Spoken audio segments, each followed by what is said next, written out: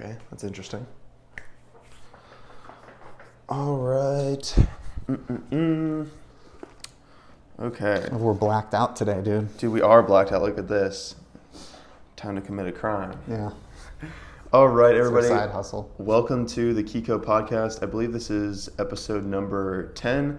This podcast is meant for short-term rental operators, entrepreneurs, and investors of any level. All right, let's get started.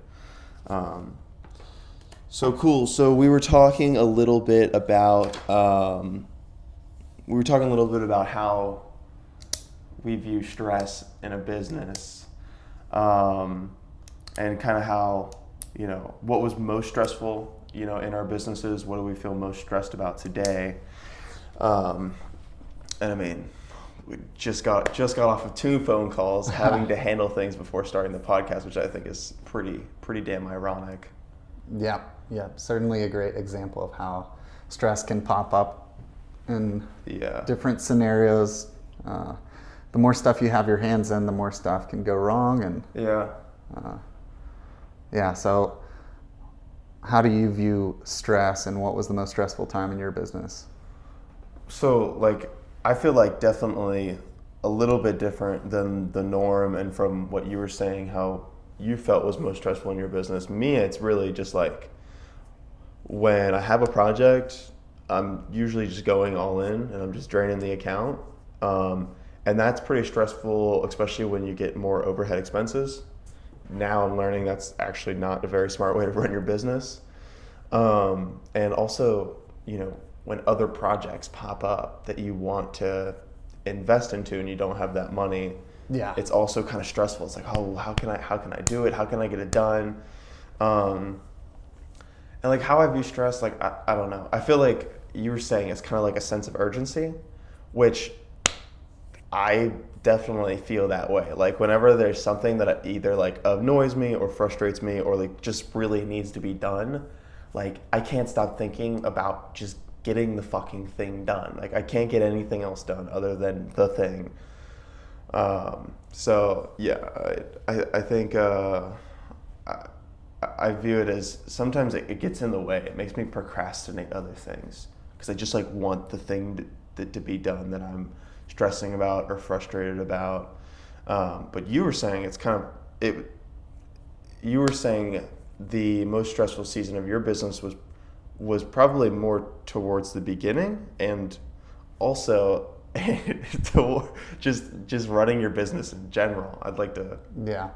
No, I would honestly say that I think we probably view stress or define it a little bit differently. And so I think it's just as important to understand how somebody defines and views stress as it is to understand what they perceive as their stress loads through a period of time. Yeah. But yeah, I pretty much think that my stress has stayed very similar throughout the entire journey at a fairly high level. Yeah.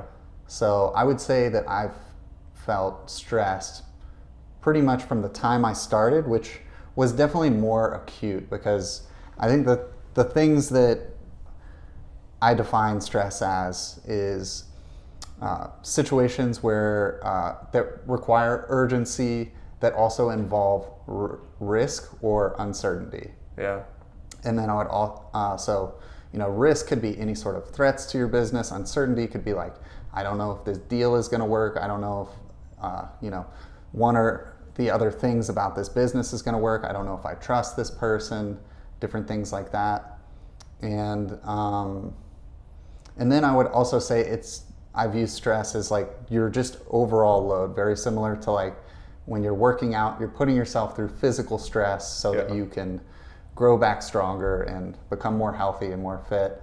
And mental stress, while a lot of people say to avoid mental stress, that's bad for you, and sure, it actually can be bad for you, but I think your mind also adapts to stress as well. And so I think for me, probably the most stressful point starting out was when I was still working my W-2, started my first unit in a home that I couldn't afford in basically using all of my cash, going all in on it. So if things go wrong, like it would be like taking several huge steps back versus like being able to just kind of like make a mistake and like wash your hands clean. There was like there was no option for that. Like it would have just been like set back to like square -2 for me. Yeah. Which would have been bad. You know, I would have been in debt. I would have been not able to generate enough money to come out of it, I don't think. Yeah. So there was an immense amount of stress there. But like that stress just like pushed me to like get my unit online as quickly as possible while still both Lily and I working full-time jobs. And it allowed me to, you know, spend an enormous amount of time making sure that I got it right and like that we designed it super well. And I think stress, like for me, allows me to like really go on the offensive sometimes, which helps. And ever since then, I would say, you know, it was crazy because we were working like 90 to 100 hour weeks pretty consistently. And I remember just always saying to myself, like, wow, this is insane. Like I'd be like kind of tracking how many hours I'd work. And I'd be like, dude, I literally worked over 100 hours this week. And I would just like say that to like Lily or, you know, somebody. And I'm just like, this is crazy. Like, what are we doing? And then like after 3 or 4 weeks of that, you're just kind of like, oh, this is the new baseline, right? And so I guess in that sense, like whenever you kind of like get used to it, your stress levels go down. Just like if you were like kind of working out at the same weight, like quite a bit, your body adapts to it. And now your like overall loads and stress levels get lower. So naturally you just kind of like start taking on more and more, especially as we decided we're going to grow the business. And so the more you keep taking on, the more you keep doing, you're basically adding to the load and then increasing that stress level again. And then you kind of like plateau, get used to it. So it's just been like a never ending cycle of exposure to stress. And that's just kind of how I view it. But I don't really view stress as like negative. Like if somebody's like, oh, I'm so fucking stressed out, like unless they're like a person who doesn't actually work hard and isn't actually doing big things, then I just kind of look at it like, oh yeah, that's like what it's supposed to be like. You know what I mean? No, that was actually... I wouldn't look down on anybody for being stressed out. Unless they were just like, there's a lot of people who can get stressed out and in their own heads and they're like, for no good reason, right? You know, you're just stressed to be stressed. That's a waste. That was going to be one of my follow-up questions was like, do you view stress as negative? Because I don't really call it stress because I feel like people view it as negative, but it doesn't sound like you view it as a negative thing. It just seems like when you have stress, obviously there's some risk or uncertainty involved. There's some additional load, and you basically just like lock the fuck in is what you do. Yeah. Sometimes you lock in. Sometimes you just don't quit. You know, it really depends on like how much load you're under. But like when I'm really busy with like design builds and managing new projects that are coming into the pipeline and like got a ton of stuff going on, oftentimes I'm just like, all right, this is just going to be a season where I just consistently don't quit. Which, I mean, I don't view stress as a negative thing at all. No. I forgot who it was. It was some podcast clip that I saw, and there was like one of the bigger like free solo climbers, and he was like, bro, he's like, the fact that like I go through like just the emotions of like climbing a mountain without any like harnesses or anything, with like the ability to die, like he's like, I couldn't imagine being like that woman at the airport freaking out that she like left her bag behind her, like whatever it is, because it's just like there is no life or death element, right? It's like dude, like calm down, like you're gonna be fine, everything's gonna be fine. So really there are people that just like their baselines are just so low that like anything will get to them, and there's people that their baselines are just so high that either, you know, they've got some insane load that is continuing to keep them like acutely, you know, stressed or aware, or they're just like, you know, they're just like some old grandpa that's retired and has a bunch of cool badass stories and he just like chills out.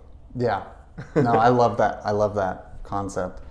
And that makes me think about this way that I kind of view everything about like the human experience and just like our bodies and the way we perceive the world. And it's just kind of like a law of physics almost, where your body is just always becoming, your body, your mind, spirit, whatever, is always just becoming more or less sensitive to things based on the exposure that it receives. Yeah. And so like if you're not exposing yourself to like physical stress, then a small amount of physical stress, you're very sensitive to it, right?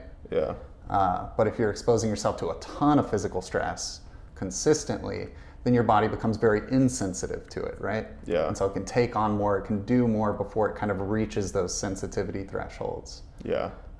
So yeah, same thing with like mental stress or, you know, business related stress. It's just all essentially a muscle that you exercise to become more or less sensitive. Yeah. It's I don't know. Honestly, this kind of hurts my brain a lot because like, it's almost like in order to become strong, you have to do things that you hate or hurt or are uncomfortable, which is like really just like, what the fuck, you know what I'm saying? Like, it's just like, why? Yeah, it's like, why do I have to go through these things to like become the person I want? And then like once you do kind of like end up becoming the person you want, you're just gonna plateau again and be like, how can I either get better or like, I couldn't imagine just like relaxing or like falling back under that baseline, because then it's just like, what am I doing? So it's like this constant like climb that is fun, but every time you kind of like hit the little peaks of, you know, going through a challenge and solving it, you're just like, well, what's next? You know? So, Yeah. I don't know. So, but yeah, you know, the way we view stress is, now that I'm seeing it, I think it's more similar than I was anticipating. I don't think it needs to be fun either, though. Yeah. So it's like, I don't really like to have to perceive something as fun to be like worth doing. Yeah. I would say honestly, like a lot of the stuff I do to like manage and grow my business does not feel fun to me. Not feel fun? Yeah, and I don't care. That's also fun. Cool. Yeah. I feel like what I want the most is just to be like really focused. I feel like when like I can lack fun, but if I lack like focus or just like the ability to just kind of like zone out and work on like what needs to be worked on or think about the things that need to be thought about, that's kind of like when I like mentally I'm just like, oh, you're like fucking it up, Kaya. You gotta like start doing it a little bit better. But yeah. Like when you get kind of like overwhelmed with a bunch of different stuff. Is that what you're saying? Yeah, when I get overwhelmed with a bunch of other stuff, or distracted by stuff, or like whatever, or like not knowing if like what I'm focusing on is like the right thing to focus on. Yeah. No, I would actually say that's where a lot of my stress comes from too. Like I would say my stress levels are lower when I'm focused on like one thing. So if I'm like doing like one thing a day, Yeah. that's probably not a very stressful day for me, and it's probably like pretty productive too. Yeah. But until you get the leverage to be able to like outsource, you know, most of the stuff, and you're still like running the ship in terms of like big decisions and like meetings and stuff like that. Yeah. You just have to like kind of plow through until you get those windows of focus. Yeah, 100%. Those windows feel good though. Those windows feel good, dude. Yeah.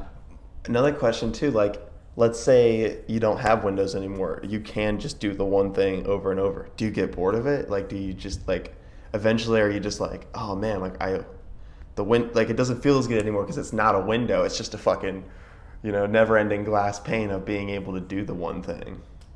Oh, I don't know.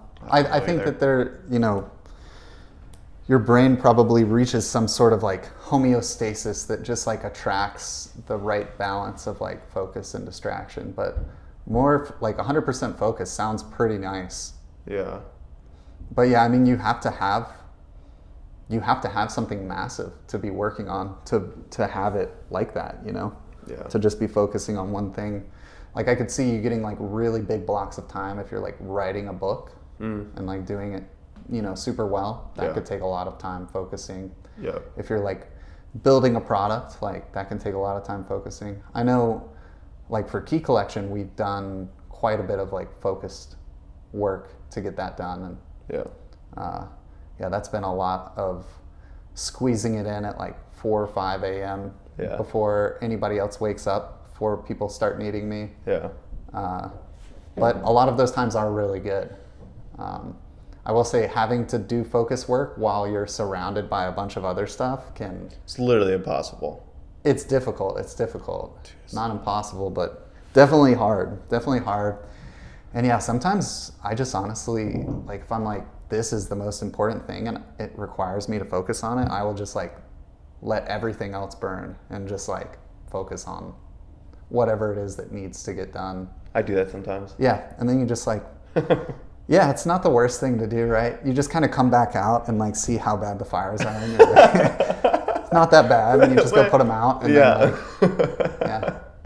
That's fucking funny. I do that too, bro. Yeah. Like sometimes. You have to sometimes. Yeah, sometimes I'll be staring at like that do not disturb button on my phone. I'll be like, nah, throw my phone.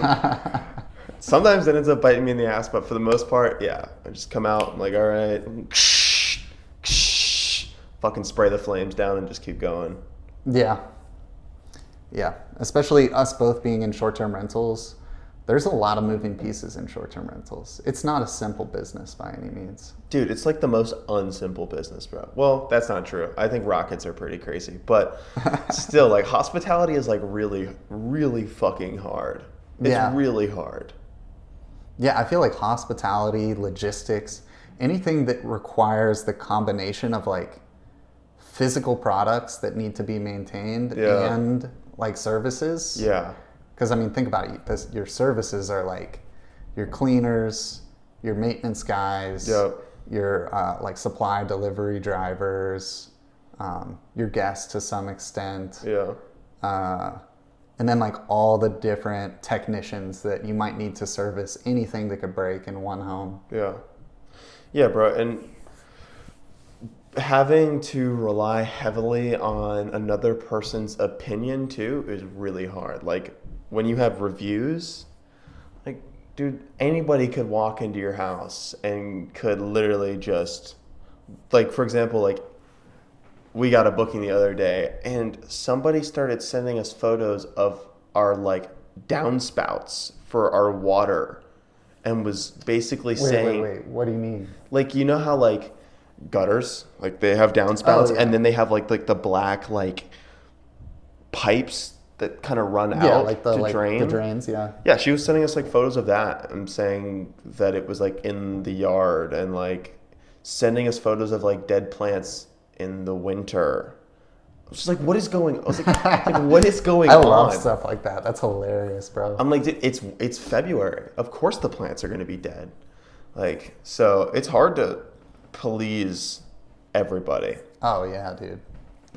Yeah, you got to give up on people like that, dude. Bro. Yeah, well, it's hard to like... Did they leave you a bad review? They booked direct, so they can't leave a bad review. Who cares, bro? Which is great. Who cares? But what if she did book Airbnb or VRBO and you have to maintain a 4.9 for your property to be a guest favorite? Like, bro. Yeah, that's hard. That is hard, I suppose. But it hasn't been that hard for us because typically those people are also the people that are like bound to break some sort of rule. And so when they break a rule, I typically can get the review removed. What are like all the rules that somebody can break in your house? Like to list all of my rules? It would be a lot, dude. Well, like... My rules page is like a legal document. Well, like what are like the key rules and then like how are you documenting those rules being broken to be able to submit to Airbnb? Okay, so like, yeah, I mean, key ones, the key things that can happen to get the review removed is the person breaks something of yours. Anything, your cup, a yeah, glass. like breaks something and refuses to pay for it in a resolution. So you got that, you got late checkout, you got unauthorized pet, you got unauthorized party member. Yeah. So like if they bring more people than were on their reservation, noisy, like, making the decibel monitors go off. Yeah. Smoking, Yeah. Yeah, I think that covers most of them. Excessive cleaning. Yeah. Anything like that. And you're able to get reviews removed, like, for example, if they like check out late, like for example, like today, let's say like I get a bad review from the guest that checked out late, like exactly. That's why I told you earlier. You know, when you were talking on the phone, I was like, I would just tell that person to get out now. Like, no, sorry, no explanation. I need you to leave now. So you would want them to leave a review about, like, they wouldn't let me check out late, like. Yeah, that's perfect because that's retaliation. And so those are also the other ways that it gets removed. So it's like, you know, if they left you a bad review and they say, these people did this, and, you know, they're leaving you this review because of something. If it's ever they're leaving you a review because of a policy that you upheld, then that's always a grounds to get it removed as well. Yeah. And what if they say nothing? What if they're just like, the house was like okay, and they're like 4-star, and they don't mention anything about not being able to check out late? Just the documentation in itself is like strong enough.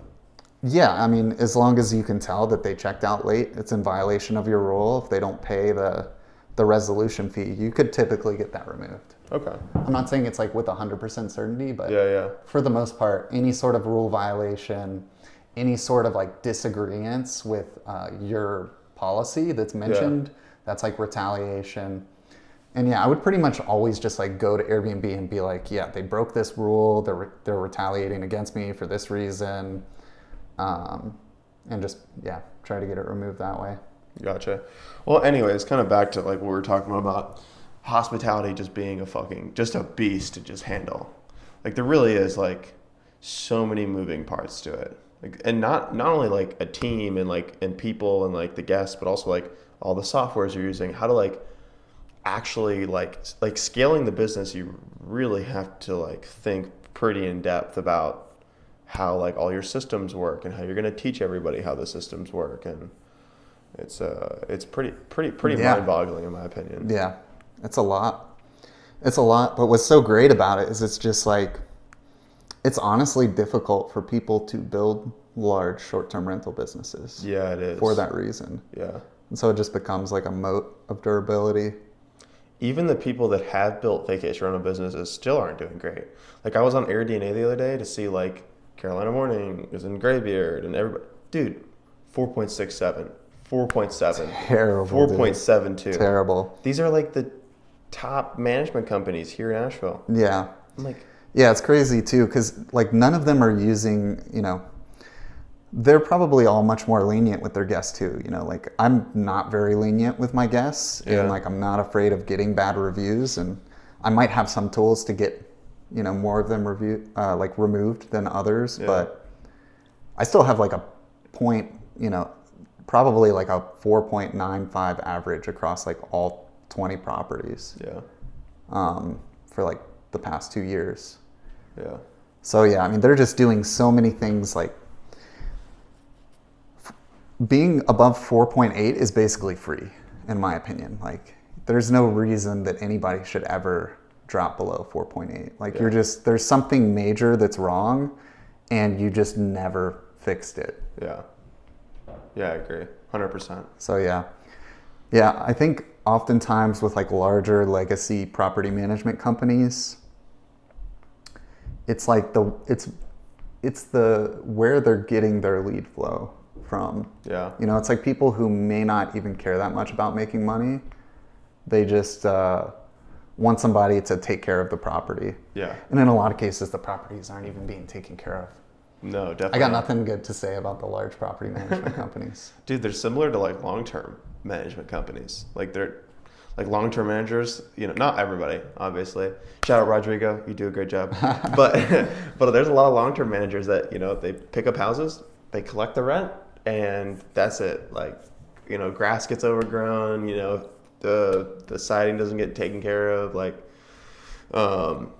so yeah, I mean, I don't know, just larger property management companies not using the right tools and not taking the right care of their homeowners' houses is like very common. They're volume orientated is what they are. Yeah. So yeah, volume orientated, and like I guess it's the volume because, they could be making a lot more money per unit, but they're not. And so it's like, I guess you do need a lot of volume for that to work. Yeah. And I would say, Graybeard and Carolina Morning are not quite as bad as like the Vacasas and the Evolves of the ecosystem, I suppose. But yeah, that's pretty much like the worst. Yeah.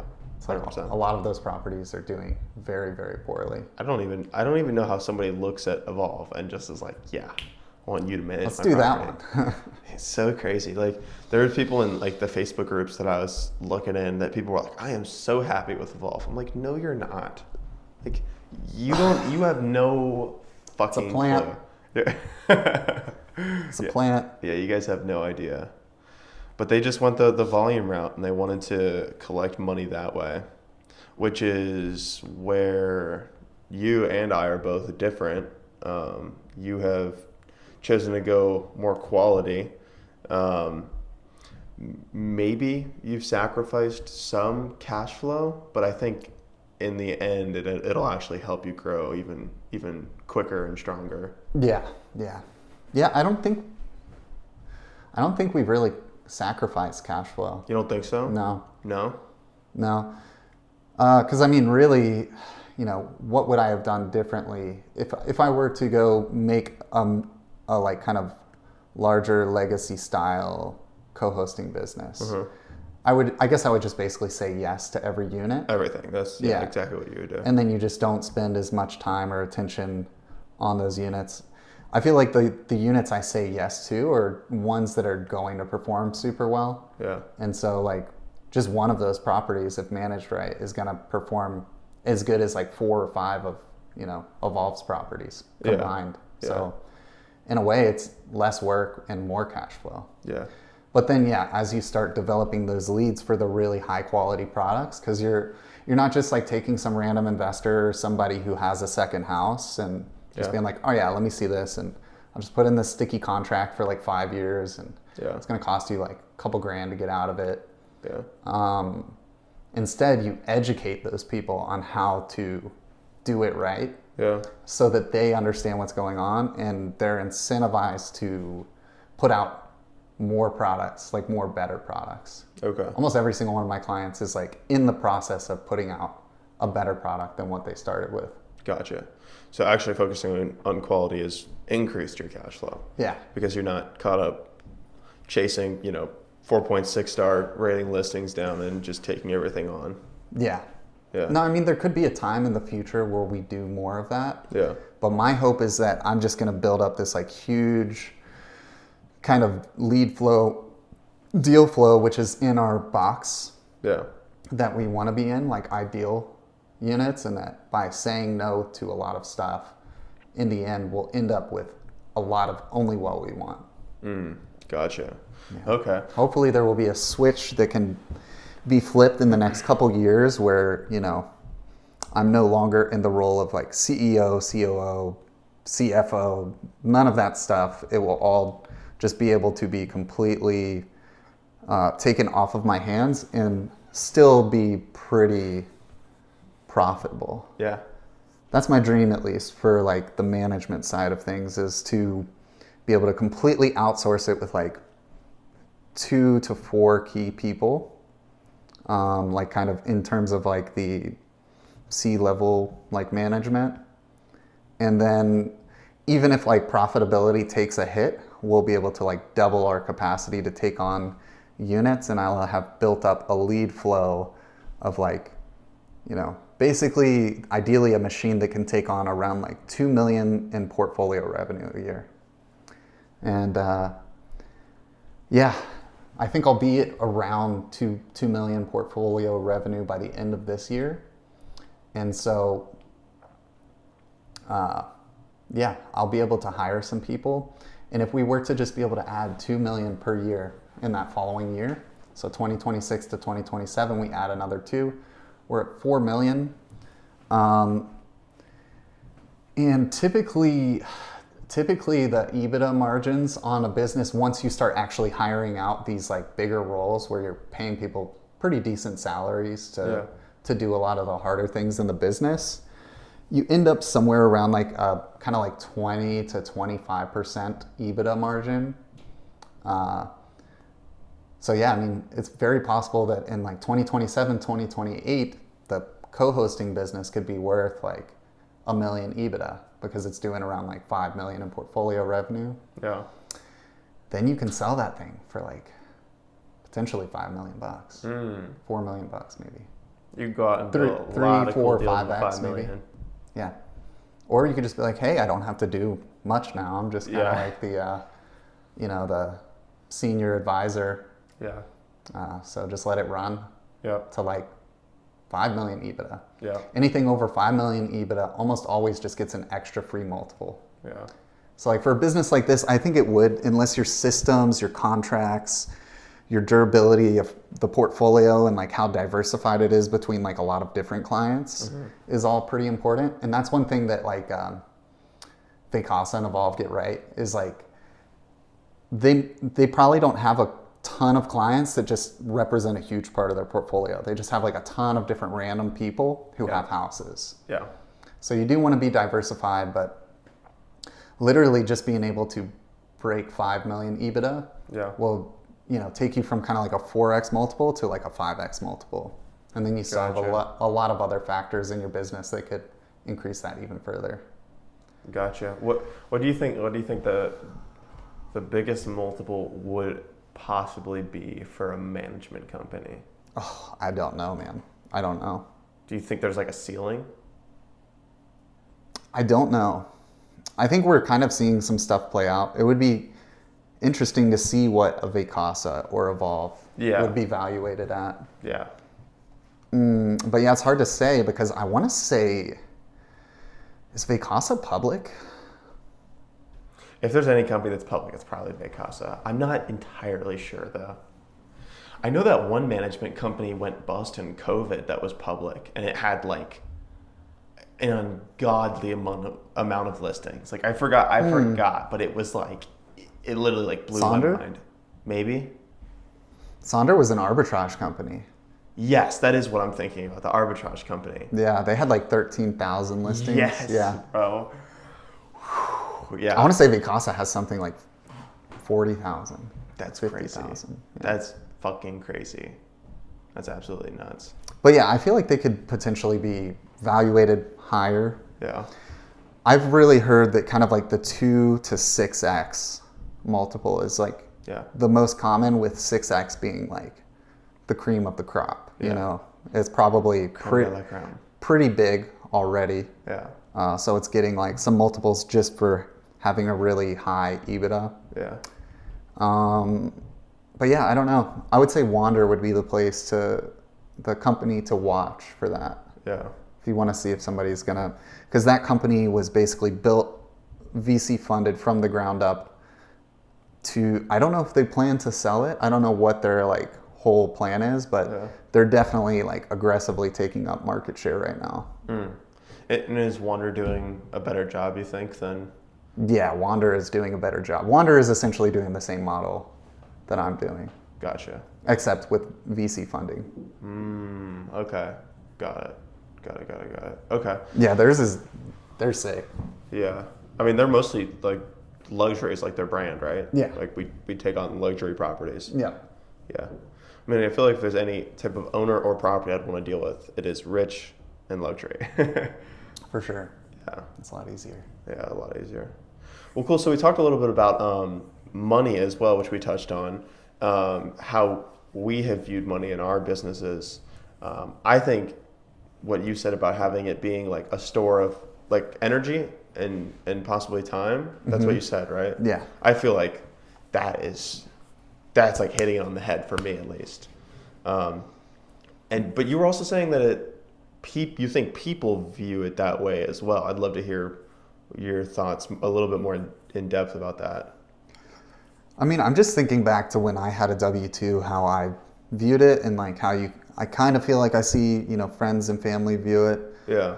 It's just kind of like you kind of make a pair between how much like time you have to put into work to get a certain amount of money, and then how much that's going to get you. And so it's like the money is there, but also in your mind, like subconsciously, it's like the pair of like this time spent at work to get whatever thing it is, you know? So it's like in some cases you could be like, oh, I just lost $100, or you could be like, man, I just lost 1/10 of my rent payment. You know what I mean? So like, is really just a expression of like energy. But yeah, I don't know. It's hard to say how other people view it without asking them specifically. But I feel like when you're working a W-2, most people are equating the amount of time that they'll have to spend at their current rate of pay to what they can get for that. Gotcha. And oftentimes you're not making enough money at a W-2, so the majority of that money is being equated to just your expenses, right? Yeah. And then oftentimes too, it's like that existence is frustrating and difficult, and so you're like also thinking about what can, you know, what game or what piece of entertainment can I buy, or what like you know, meal or something just to make things exciting or enjoyable. Yeah. Okay. Yeah, I mean, well, I didn't do it a ton. There were a couple of things that I made money working hourly. Actually, there's only one that comes to mind, is the rug shop. So I feel like I don't have like a great understanding of like hourly compensation, but I can see how like Kaya's nearly a pure entrepreneur. Almost pure. I was dirty from working, anyways. But yeah, I feel like I just haven't had that. You know, I feel like for me personally, money has been honestly similar, like how it is now, to when I was a kid. Like when I was a kid, I used to figure out ways how to make money, and then I'd go broke on a PS4 or, you know, Grand Theft Auto or like whatever like thing it was. Yeah. So while now I view it as a time of actually like energy and time, I don't know how I viewed it like back then, or even when I was like, you know, 17, 18. I just didn't think I was educated enough on it. I just didn't really understand it at all. Yeah. Yeah, I think also that's another good point, is like, before you really start thinking about how to make money, like, and essentially become an entrepreneur, you just don't really think that deeply about money. Yeah, and you like, don't. You think about it in terms of what it can get you, but you don't like map out all the context and like understanding surrounding money. Yeah. Yeah, I wonder. Yeah, I don't know. I feel like whenever I hang out with people, even if they're not entrepreneurs, like I still am just drawn to have strong conversations about money. But typically, like when I have those conversations, you know, with people, you know, just like my family, or, you know, parents or stepmom or like whoever it is, like aunts, you know, whoever it is, there's no like, there's not, whether or not it's right or wrong, there's no like strong connection or thought process or even conversation that I have about money ever. It's just like, it really, the conversation usually goes dead like pretty quickly. I think just simply because just somebody hasn't taken the time to just think about in depth on, you know, how to accumulate it, like what's it, you know, worth, what's it best spent on. So yeah. I don't know. Yeah, and I feel like there's almost a cultural taboo around it as well. Yeah, there is. Because I mean, money is a sensitive spot for just about everybody on the planet, whether you're poor or rich. Even rich people, it's sensitive, yeah.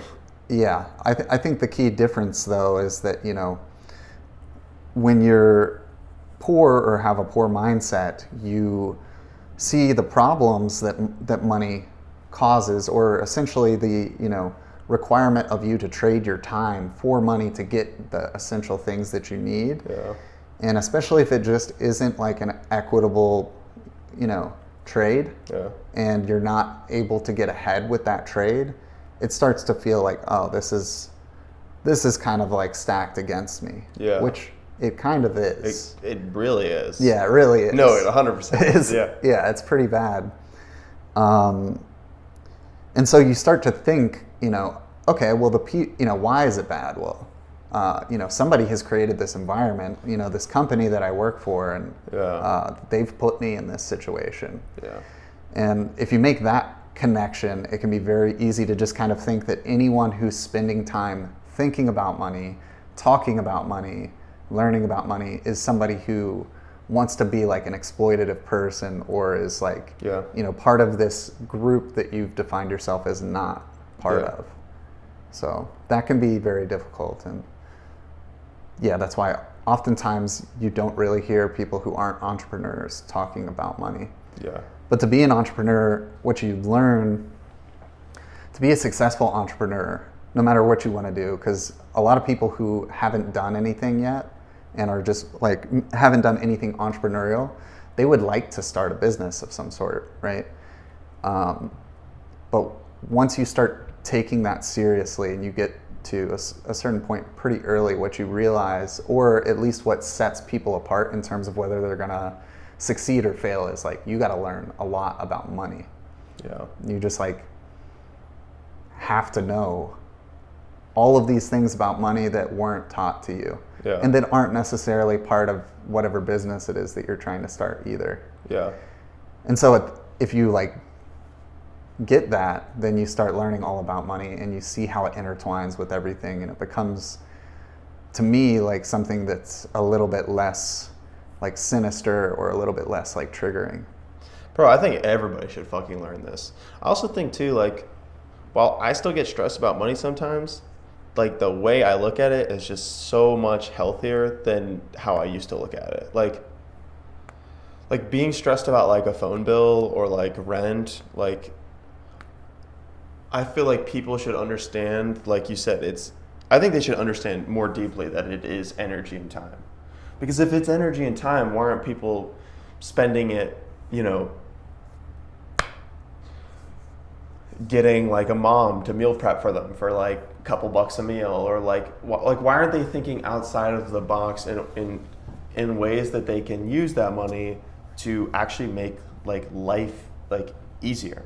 And I didn't fucking learn this in high school. Like I didn't learn any of this shit. The first time I ever learned any of this stuff was when I was 17. I picked up a book, like, so I don't know. I do think that people do view it as like a time and energy, but maybe they don't understand to the extent like how much time and energy like focus they could get with their money.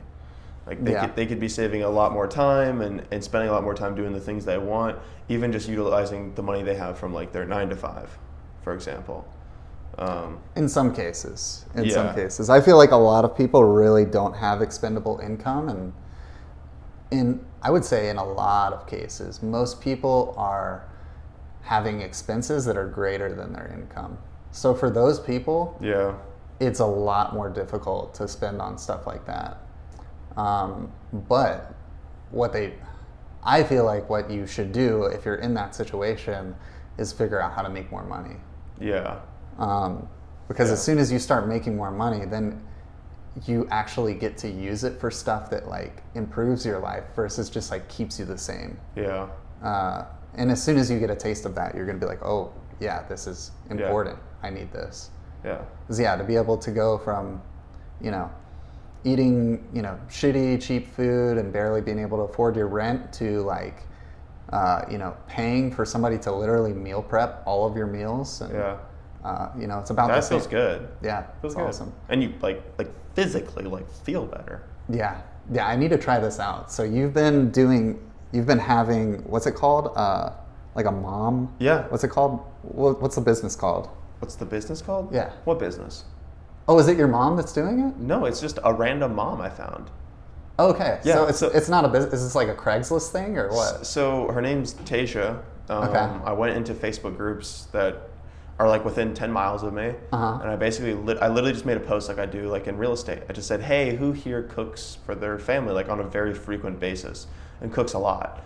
Probably like 50 people were talking about how they cook and what they like to cook. And I just DM'd them all one-on-one and had calls with that is so cool, dude. With them. And one of the woman that called me just stood out, and I was like, the food she makes and everything sounds great. Like, let's try it out. And I literally, like, I didn't even know her. I gave her like $200. I didn't even know her. I was like, yeah, use this to like go out and like get all the groceries and meal prep. And she brought them to my door. And that's awesome. So how much does $200 get you? So it's $14 a meal. Okay. So on average, I'm going to be spending around $800 a month. Okay. Because I like to eat 2 meals a day. Nice. So yeah, I mean, and another thing. That's probably less than I spend on food. So. Well, yeah, I'm about to do it. I think some people will be surprised too on how much money they spend on food. Like, you can go to you can go eat shitty cheap food. Yeah, you'd probably spend more than $800 at like McDonald's, right? Yeah, I don't know. Like, I know, like, when I go to like Cookout, for example, I fucking love going to Cookout sometimes after a workout, and I'll spend like $20 fucking. Oh my god. Now maybe that's because I eat a lot of food. I'm trying to visualize what Kaya's meal looks like. Oh, dude, it's a double cheeseburger, it's a charred grilled chicken breast sandwich, it's a milkshake, it's fries, it's a ranch wrap, and a quesadilla. Nice. But anyways, it's just like, I don't know. Obviously, I eat a lot, but I think I'm saving money and I'm being healthier, and I'm not having to worry about what I'm going to eat. After this podcast, I'm going to pop it in the microwave. So yeah, How often do you receive the meals? I'm sorry, this is for my own selfish reasons. You're fine. I get them once a week. Once a week, I get 14 meals. So do you freeze some of them, or do you refrigerate all of them? I will probably start freezing some of them. Like freeze half of the week, and then like kind of pull it out like on the third or fourth day, something like that. I didn't on the first week that we did it. So how was it holding up? It honestly wasn't that bad. Okay. In my opinion. Nice. She's also a really good fucking cook. So you go from like eating my shitty cooking and then to eating her cooking. Yeah. I'm just like, I could eat this all day. So that's really cool. How's it packaged? I got you. All right, sick.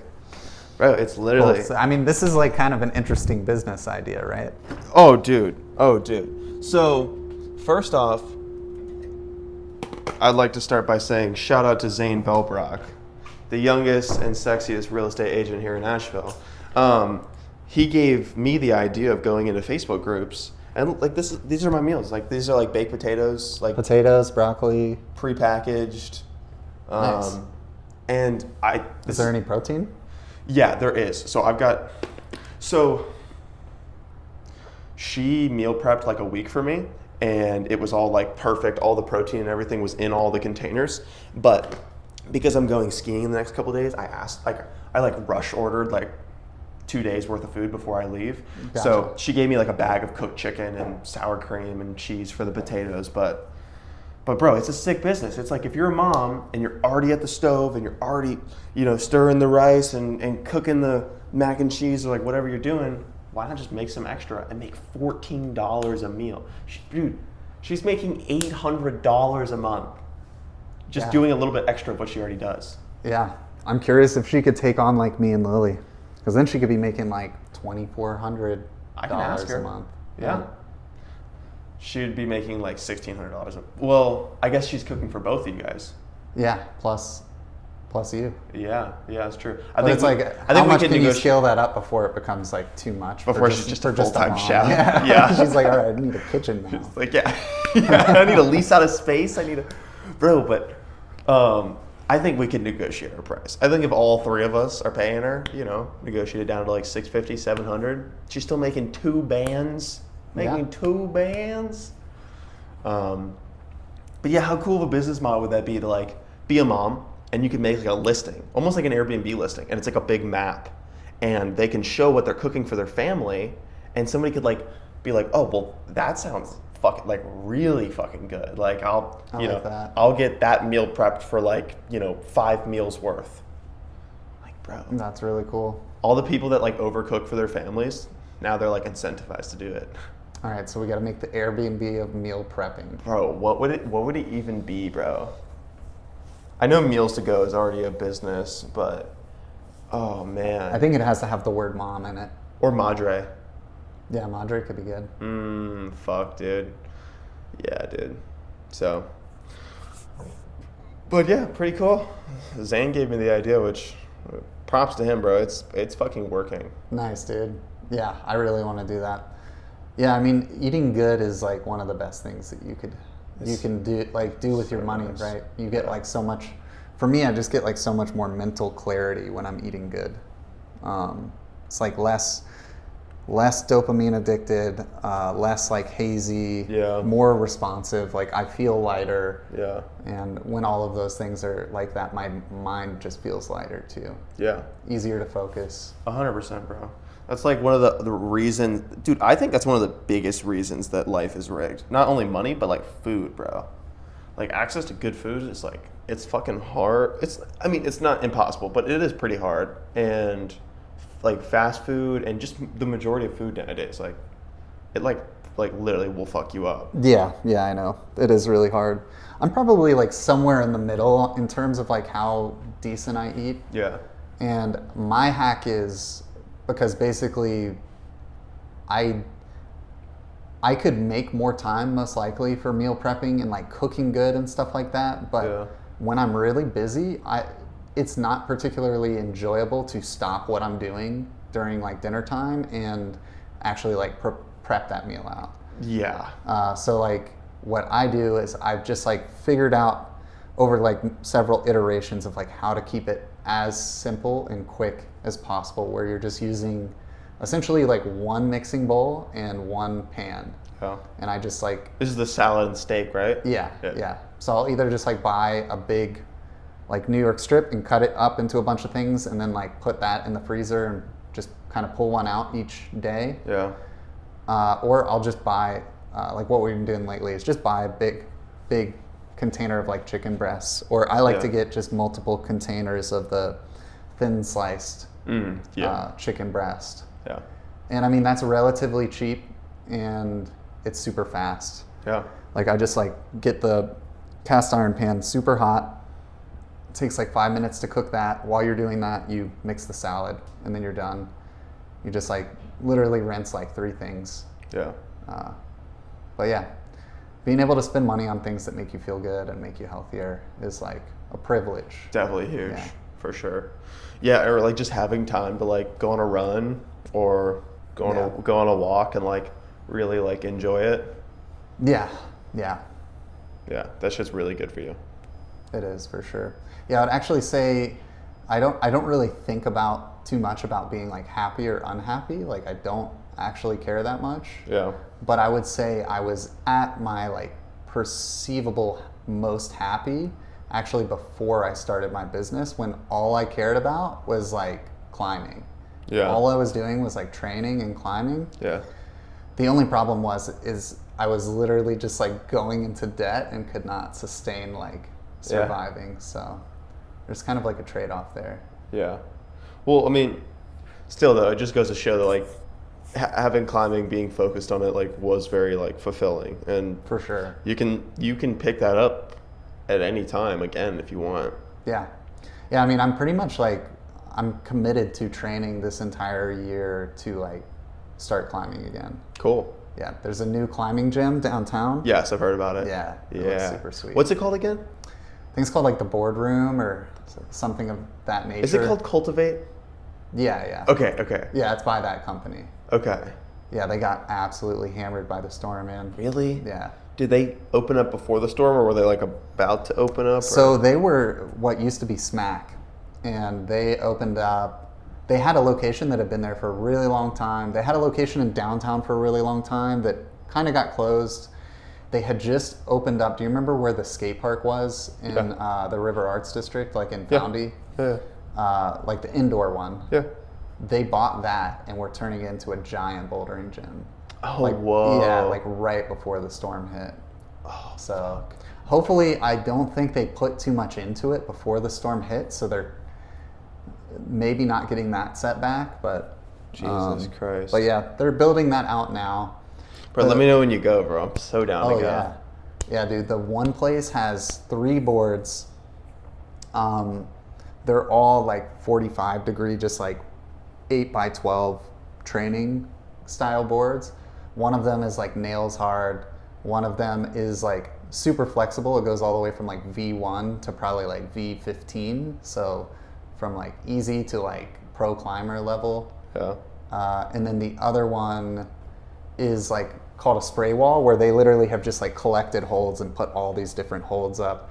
And there is no like set routes. You just pretty much like over time kind of like pick ones out. And like your friend might be like, yo, I just set this one, and try to basically make something hard or make something that's like specific to whatever it is that you're planning on like climbing that season. Yeah. So it's like if you're going to be on like some small crimpy stuff, you would just like be able to train on the small crimpy holds, or if it's like big slopers or like big jumps, you can just like kind of train for whatever it is that you're doing. But I like that structure where it's like this tiny gym, probably like smaller community. It's much more training focused than like recreation focused. Yeah. And this place has a full gym in it, and it has a sauna and a cold plunge. Get the Dude, fuck it literally outta like here. ticks all the boxes, bro. That is Yeah. fire, bro. Yeah. How much is it? I think it's like $80 a month. So Okay. it's like, that's expensive, right? Yeah. Yeah. But that is like a good use of money once you are able to start making more money. Yeah, 100%. That's why making more money is good. Yeah, That's bro. why it's important. So you can get back to the things that you like really enjoy doing. Yeah, without it like destroying you. Yeah, without going deeper into debt. Yeah. Well, cool. Are there any other of the topics that we had in the book or anything else that you wanted to touch on at all? I don't think so.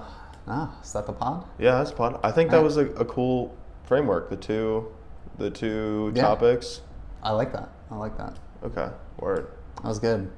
Let's talk about the next one. Sweet. Dude, should I'm I stop freaking it? cold. it's Yeah. cool. You know, it does feel kind of chilly down here.